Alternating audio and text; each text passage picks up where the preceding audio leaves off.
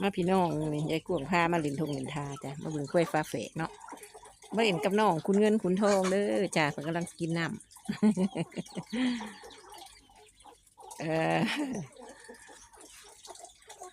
กินน้ำกันนะพักกันหายางเล่นที่ละก้นตุกมากกับยาเขี้ยวมันท่อมไม่แทนเป็นสิละFC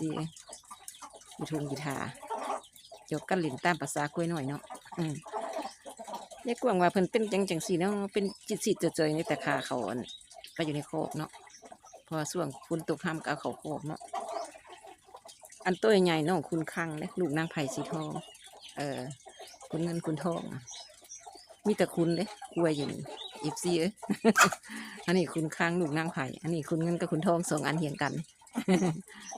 อย่าลืมเกี่ยวมทมแถมแล้วคนตุกมามีน้ำมันจะเล็กจักหน่อยหากัดหยากินหยาออกจากโคกเนาะ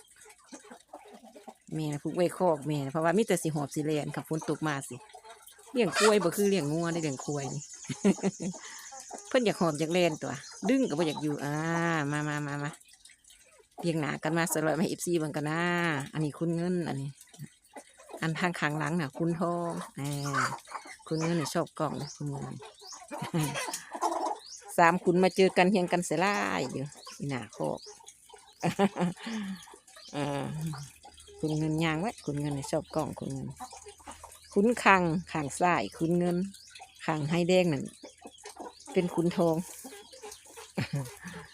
สามคุณมาเจอกันออกจากโคกกับใครประตูไว้โคกกันคนน้อยหลดไปหลดมาเนาะเล่นเล่นเมื่อเขาโคกมากกับมาหากินยานี่กำลังจะเขาโคกอีกเลยคุณคังบัดนี้พ่อใหญ่ก็เลยไล่มาคำนี้เนาะมาเจ็บเขาโคกน้ำเมวาสันปิดโคกแล้วคนเล่น มาหน่อยกันแล่นมาเนาะแต่ย่านคุยหน่อยแลน โอ้ยอย่าไล่บ่อยากคนเฟื่อง ผู้ชมดีค่ะมีสวีทสวาจักหน่อยมาหอดเลยก็มากินหญ้าในโลนแหละพอสอบกินหญ้าจุกโลกินคักมันแซ่บ